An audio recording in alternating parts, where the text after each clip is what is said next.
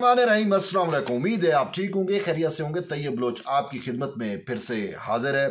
जी, जैसा कि आपको इल्म है कि इन दिनों पूरा पाकिस्तान जो है वो इलेक्शन मोड में है और इलेक्शन की गहमा गहमी है, इलेक्शन की तैयारियां हो रही हैं। टिकटों की तकसीम आज का मरला जो है वो शुरू हो चुका है। तो इसी तरीके से हर पॉलिटिकल पार्टी जो है वो अब इस अटेम्प्ट में है, इस कोशिश में है कि वो सबसे ज़्यादा वोट सिक्योर कर सके। और इस हवाले से इंतखाबी जो मंशूर होता है, मैनिफेस्टो होता है, उसका भी काफ़ी हद तक अमल होता है इंतखाबात पे।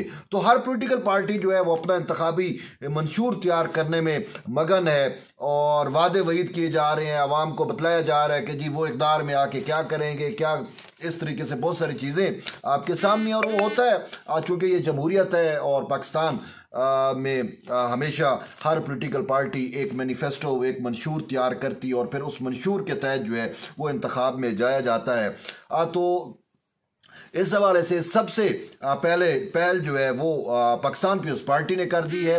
और वैसे भी अगर हम देखें तो पूरे पॉलिटिकल लैंडस्केप पे अगर हम गौर से इसका बगौर जायजा लें तो हमें वहद पार्टी जो है वो पाकिस्तान पीपल्स पार्टी नजर आती है, जो हकीकी तौर के ऊपर अवाम में मौजूद है, अवाम को मोबिलाइज कर रही है और उसको अपना मंशूर बतला रही है।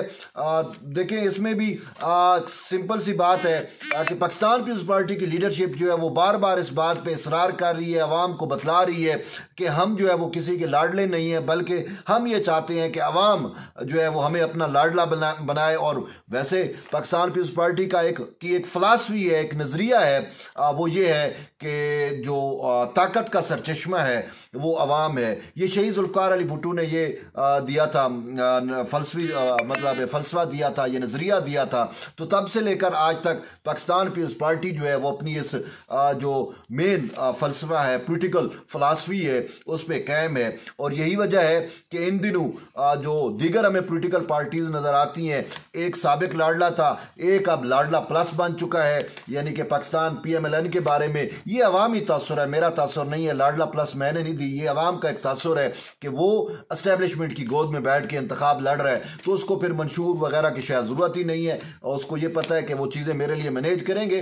तो बहरहाल जो पार्टी अवाम के लिए होती है या जो अवाम की सियासत करती है तो वो फिर अवामी मंशूर का भी या अवामी मंशूर भी देती है, ताकि अवाम को कैल भी कर सके कि हमारा ये प्रोग्राम है, हमारे ये नुकात हैं, हमारा ये एजेंडा है। अगर आप इसको फॉलो करते हैं, अगर आप इस एजेंडे को अच्छा समझते हैं तो फिर आप हमें वोट दें ताकि इक़्तिदार में आके हम इसको जो है फुलफिल कर सकें।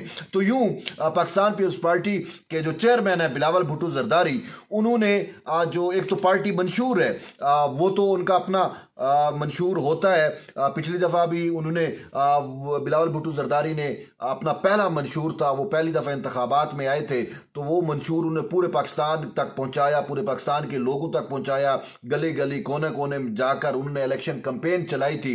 लेकिन उस टाइम चूंकि एस्टेब्लिशमेंट कुछ और फैसला कर चुकी थी, तो बहरहाल अब दोबारा उन्होंने अपना मंशूर तो तैयार कर लिया है, लेकिन इस मंशूर के साथ उन्होंने अपने 10 नुकाती जो आप उसे मंशूर कह सकते हैं, एजेंडा कह सकते हैं, 10 नुकाती प्रोग्राम कह सकते हैं, वो एक इनकलाबी नोयत का एक प्रोग्राम दिया है, जिसको मैं तो पढ़ के मैं बड़ा हैरत में चला गया कि वाकई जो वो अवाम को से वादा कर रहे हैं, अवाम को जो वो कह रहे हैं कि मैं अवाम का लाडला बनना चाहता हूँ, तो फिर वो लाडला उस सूरत में ही बन सकते हैं जब वो अवाम की बात करेंगे ना। तो यूं बिलावल भुट्टो जरदारी की जानिब से 10 नुकाती अवामी फलाह का मंसूबा या आप कह सकते हैं 10 नुकाती इनकलाबी मंशूर जो है वो पब्लिक कर दिया गया है, वो जारी कर दिया गया है। अब मैं आपको बताता हूं कि उसके खदोखाल जो है वो 10 नुकात क्या है। और चूंकि मुझे उन 10 नुकात में वो बातें नजर आई हैं जो अवाम चाहती है, ये जो गुर्बत में पिस रही है अवाम, जो महंगाई में, बेरोजगारी में, अगर मैं उसके इस मंशूर को देखें तो हमें नजर आता है कि अगर कि वो कह भी रहे हैं कि भाई अगर 8 फरवरी को आप हमें मुंतखब करते हो, आप हमें वोट देते हो, तो पहले दिन से ही जो है हुकूमत लेने के बाद हम इस जो है अपने इनकलाबी मंशूर पे जो है वो काम शुरू कर देंगे। अब पहली जो नुक्ता है उसके 10 नुकाती मंशूर का वो ये है कि अगले 5 साल के लिए मैं जितने भी सरकारी मुलाजमीन हैं सबकी तनख्वाहें जो है वो डबल कर दूंगा।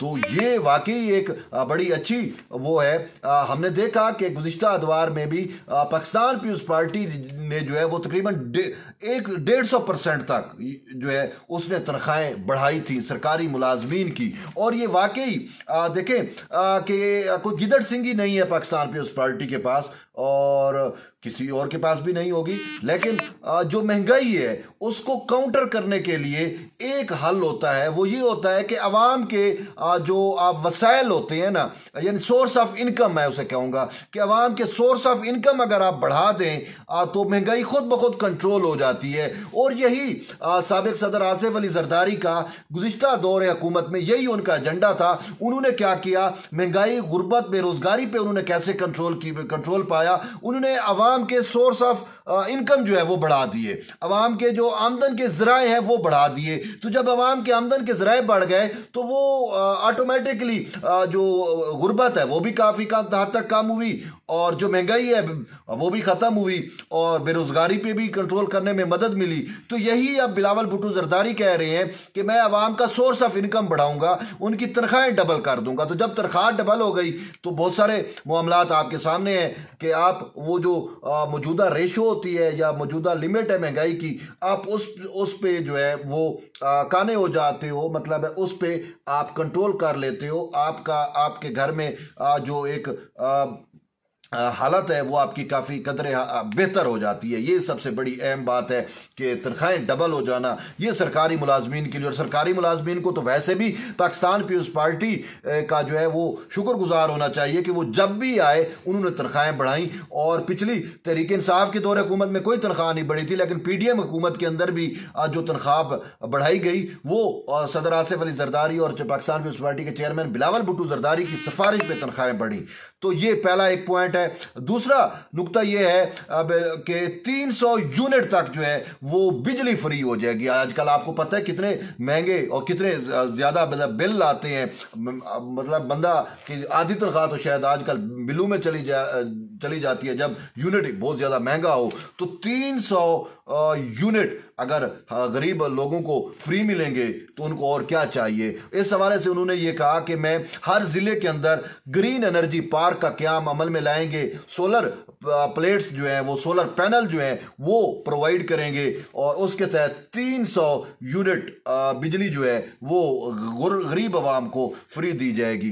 तो ये एक बहुत बड़ा एक मतलब है कि अवामी रिलीफ है उन गरीब लोगों के लिए। फिर उसके बाद तीसरा नुकता यह है कि मियारी तालीम जो है वो मुफ्त होगी, यानी कि तालीम तो सब के लिए, हमारा कॉन्स्टिट्यूशन यही कहता है। तुमने कहा कि जो क्वालिटी एजुकेशन है वो भी हम फ्री ऑफ कास्ट प्रोवाइड करेंगे। आजकल आप देखें यूनिवर्सिटियों में, कॉलेजेस में कितनी हैवी तनख्वाहें वो है फीसेज हैं, तो बेचारा गरीब जिसकी आमदन जो है वो कम होती है वो अपने बच्चों को आला तालीम नहीं दिलवा सकता। तो अगर ये काम कर दिया जाता है तो ये भी एक इनकलाबी इकदाम है। उसके बाद जो है तिब्बी सहूलियात का कहा गया कि वो बिल्कुल मुफ्त होंगी, ये सेहत कार्ड वगैरह वाली बात नहीं है, तिब्बी सहूलियात सब के लिए फ्री होंगी। और ये हम वैसे देख भी रहे हैं कि सिंध के अंदर आला तरीन और दुनिया की जदीद तरीन तिब्बी सहूलियात जो हैं वो आपको NICVD में मिलती हैं। गवर्नमेंट जो इंस्टीट्यूट है, मेडिकल इंस्टीट्यूट, वहाँ पे आपको बेहतरीन किस्म की तिब्बी सहूलियात और महंगी तरीन जो मार्केट रेट में आप जाएं, पंजाब में जाएं, जो 40-40 लाख 50-50 लाख अखराजात होते हैं, जिगर की पेवंदकारी हो या इस टाइप के कोई भी अहम मसाइल होते हैं, तो वो सिंध में मुफ्त तिब्बी सहूलियात हैं। तो यही बिलावल भुट्टो जरदारी का कहना है कि पूरे पाकिस्तान में हम इसका दायरा कार बढ़ाएंगे और मुफ्त तालीम, मुफ्त सेहत भी जो है आला किस्म की वो भी हम देंगे। और NICVD, गवर्नमेंट इंस्टीट्यूट जैसे SIUT, JPMC जैसे जो मेडिकल फैसिलिटीज़ हैं वो पूरे पाकिस्तान में हम बनाएंगे। तो ये एक बहुत बड़ा रिलीफ है कि तालीम भी फ्री हो, एजुकेशन भी फ्री हो, बिजली भी फ्री हो और फिर जो सरकारी मुलाजमीन है उनकी तनख्वाहें भी डबल हों। तो ये तो 4 नुकात हो गए। अब 5वां नुकता जो है वो भी बड़ा इंपॉर्टेंट है, वो ये है कि 30 लाख घर जो हैं वो हम मुफ्त फराम करेंगे। इस हवाले से पाकिस्तान पीपल्स पार्टी सिंध में भी उसने अपनी एक स्कीम लॉन्च की थी कि अपनी ज़मीन अपना मकान प्रोग्राम। तो अपनी ज़मीन अपना मकान के तहत यह है कि उनको ज़मीन के मालकाना हकूक भी दिए जाएंगे और उसमें पक्का घर भी बना के दिया जाएगा। तो 30 लाख पूरे पाकिस्तान में मुफ्त घर तकसीम किए जाएंगे। तो ये गरीबों के लिए एक बहुत बड़ी खुशखबरी है कि वो रोजी रोटी कपड़ा मकान वाली जो बात है, ये बिल्कुल वही बातें पाकिस्तान पीपल्स पार्टी के चेयरमैन बिलावल भुट्टो जरदारी कर रहे हैं, वही वादे कर रहे हैं, वही प्रॉमिस कर रहे हैं। अब ये अवाम पे डिपेंड करता है कि अगर उनको ये मंशूर अच्छा लगता है तो वो ज़रूर फिर कामयाब करें ताकि वो इन सारी चीज़ों को अमली जामा पहना सके। अब छठा मंशूर ये है, छठा नुक्ता ये है उसका मंशूर का कि बेनज़ीर प्रोग्राम, आपको पता है कि वो कितना अच्छा प्रोग्राम है और लाखों जो खत्ते गुर्बत से जो नीचे ज़िंदगी गुजार रहे हैं लाखों अफराद, उनको मुफ्त यानी कि उनको जो है वो इमदाद दी जाती है। तो ये उन्होंने कहा कि हम उसका दायरा कार भी जो है वो मज़ीद उसको वसअत देंगे, बढ़ाएंगे और गरीब लोगों को उसमें मज़ीद शामिल किया जाएगा।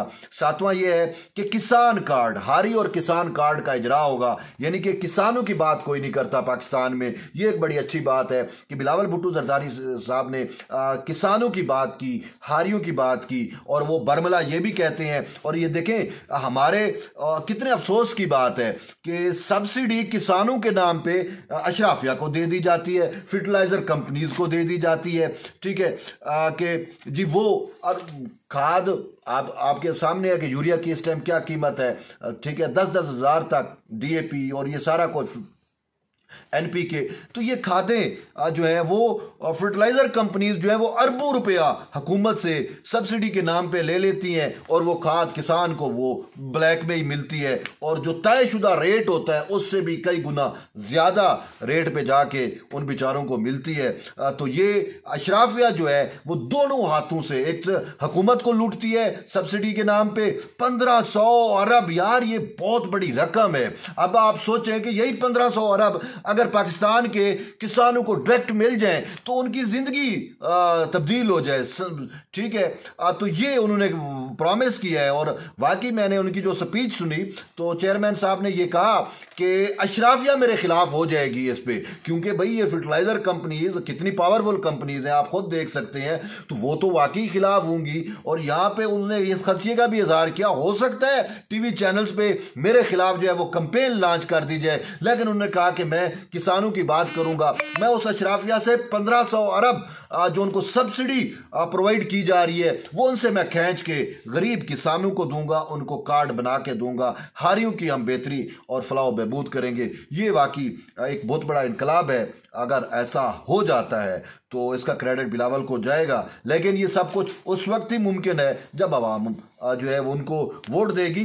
तो आगे वो ये कहते हैं कि नौजवान कार्ड्स भी हम बनाएंगे। जो यूथ है, जो पढ़ी लिखी यूथ है, उनको अगर मतलब रोजगार नहीं मिल रहा तो उसको जो है वो उस कार्ड के तहत पैसे दिए जाएंगे ताकि वो अपना खर्चा अखराजात और अगर कोई जो डेली लाइफ में उसके अखराजात हैं वो तो कम से कम बेयर कर सके, बर्दाश्त कर सके और आला तलीम के लिए भी उसको जो है वो सहूलियात प्रोवाइड की जाएंगी। तो ये देखें खुद पाकिस्तान पीपल्स पार्टी के चेयरमैन जो है वो नौजवान है और ये एक अच्छी बात है कि वो नौजवानों का दर्द रखते हैं। वो नौजवानों के लिए जो है वो प्रोग्राम लॉन्च कर रहे हैं, उनको कार्ड दे रहे हैं, उनको ओनरशिप दे रहे हैं। तो बाकी मुझे वो 70 साल सियासतदान भी हैं, उनसे तो मुझे कोई ऐसी उम्मीद नज़र नहीं आती, ना ही उन्होंने ऐसा कोई बात की है। वो तो ऑलरेडी जो पहले के प्रोजेक्ट्स, जो दूसरी हुकूमतों के प्रोजेक्ट्स हैं, वो उनको भी अपने खाते में डालने की अटेम्प्ट कर रहे हैं। तो बहरहाल ये नौजवानों के लिए एक बड़ी बात है। फिर उसके बाद जो है वो ये बिलावल साहब ने ये भी कहा, जो नवा पॉइंट है कि वो जो डिवीजन लेवल्स हैं यानी हर डिवीजन की सतह के ऊपर जो है वो नौजवान यूथ सेंटर्स का क़याम किया जाएगा जिसमें उनको लाइब्रेरी की सहूलियात होंगी।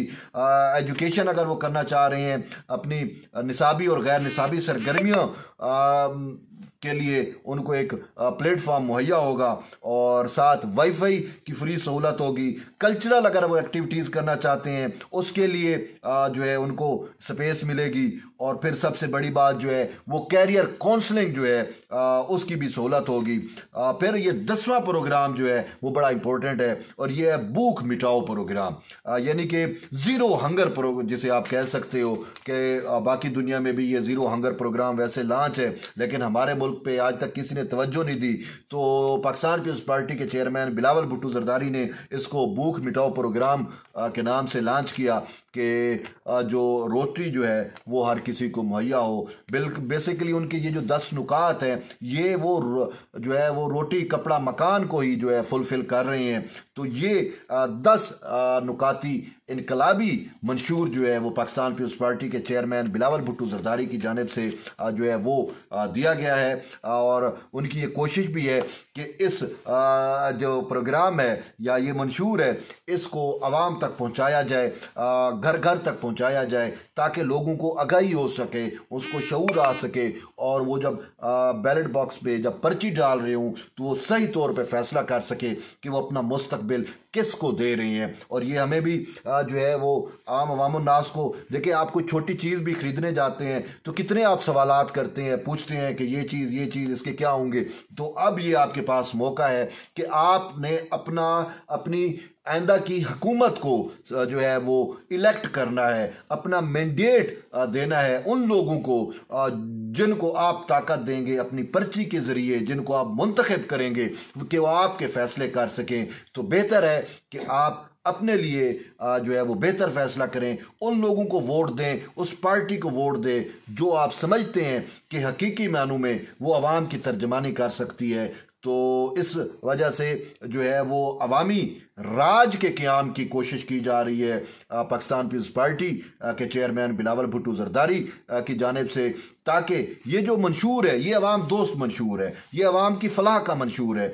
तो यही मंशूर हमें बता रहा है कि अगर जो है अवामी राज कायम हो गया और पाकिस्तान के लोगों ने अगर उनको वोट देकर जो है वो इक़्तिदार तक लेके आए तो फिर अगर ये सब चीज़ें मिल जाएं तो और फिर इंसान को क्या चाहिए। तो अवामी राज का क़याम जो है वो अब अवाम के ही हाथ में है।